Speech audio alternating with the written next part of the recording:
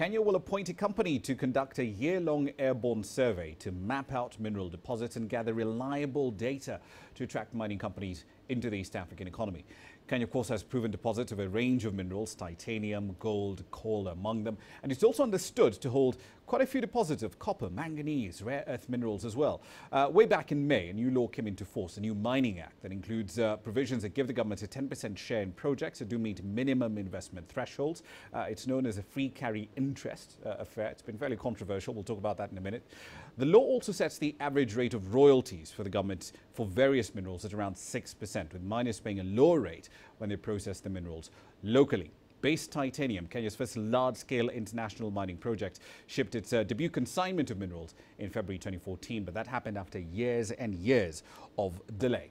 Right then, let's get the details on what exactly is going on in Kenya's mining sector. Dan Kazungu is the Cabinet Secretary in charge of mining. Is with me in studio right now. Thank you for your time. Thank you. Thank you very much. One of the main issues that comes up, and this is something you guys have acknowledged in official literature, is that Kenya as a mining destination has been, and I'm quoting you here, vastly underexplored. It's true.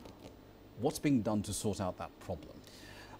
Thank you very much. Like you just said right now, for many years, first of all, mining was put in the back burner.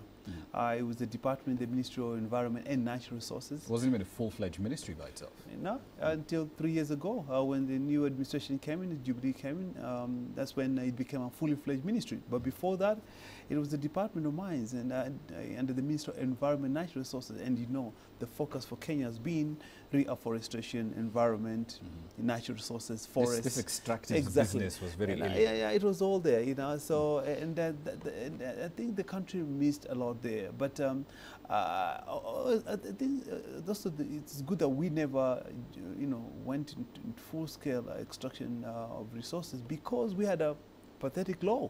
We had the Mining Act of 1940. Which essentially was a colonial piece of legislation crafted in 1940 during the World War II. So you can imagine how who it was supposed to serve. So 76 years, we relied on this kid. The person who was really in charge was the Commissioner of Mines, who could, give you a license or cancel your license, even at pretty much at a whim. Pretty much, exactly. So I don't think in that kind of situation you could really develop a mining, world-class mining jurisdiction.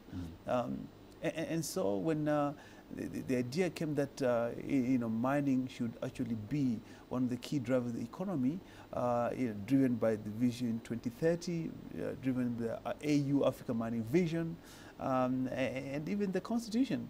That's when there was really pushing out to start a reform process that will ensure that we have the right strategy, the right policy framework, and the right data, and there is building institutions, so that we can build an end-to-end mining jurisdiction that is anchored on law. Let's talk about one of the main problems that we often face in this country, especially for large-scale projects: access to land. Yeah. We've had this problem with the Lambo port. Compensation is dragged on. Same problem with the SGR. And it's, again, the exact same problem you're facing. Who owns the land? Where exactly is it? Hasn't been mapped out.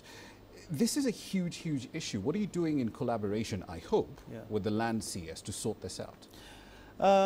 Thanks. It's a real problem, but unfortunately we're trying to find ways to go about it. First of all, the Constitution is very clear that we have to respect land rights.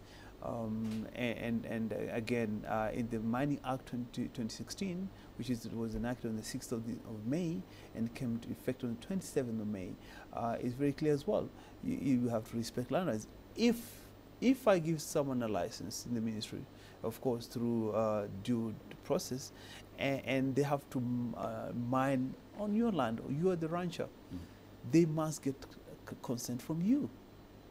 If I give you a license on a government land, you must get consent from government. But here's my problem, Minister. The problem we face here is that our lands record system, for lack of a better word, is absolutely hopeless. We've seen instances, for example, involving the former president, where 3 different parties claim ownership of one piece of land. Now, if you had a proper lands registry, that sort of thing would not happen. But as noble, as well-intentioned as the law is right now, the Mining Act, the weak link is a lands registry, isn't it? That's a challenge. I agree with you, but still, you know, somehow where we have reached, you know, we haven't gone to a level where that is such a big issue, because, you know, land is either owned by the community, it's either owned by government, it's owned by private individuals, or, you know, by society, or even parastatal. So if that's the case, then then those are people who are supposed to give consent. But I understand, you know, from the fact that you know, sometimes you have issues of compensation coming in because maybe people have to be moved.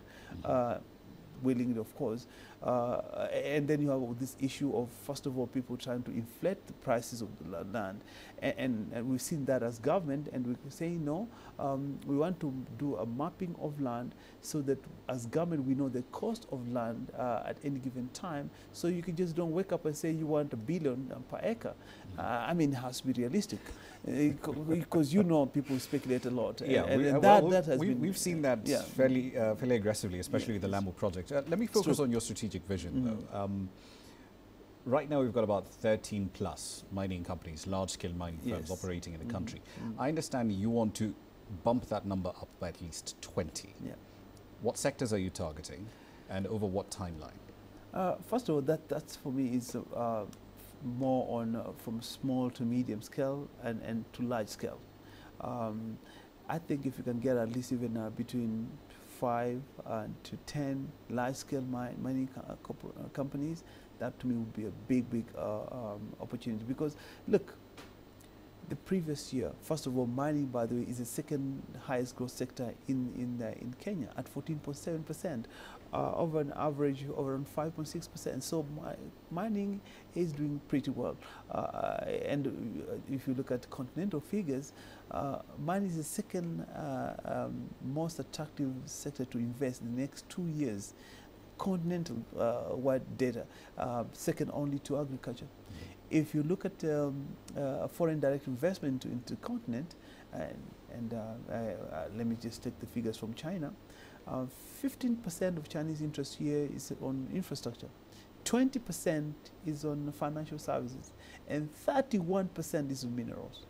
So that's where the game is, and so I feel, if you take the example of say BES, for example, the growth that you have just told about, at 14.7%, half of that growth, half of that whole output is from one company, BES. So imagine if you had around, you know, 5 to 10 BES type companies, that would now start. The potential is pretty big. That's what we're looking. But we also realize we must also grow the small and medium scale mining companies to become hopefully much bigger. Exactly. All right, we'll leave it there for the time being. Thank you very much for your time. It's a pleasure. Thank you so much. Appreciate it. We'll be speaking, of course, to the Cabinet Secretary in charge of mining over in Kenya, Dan Kazungu.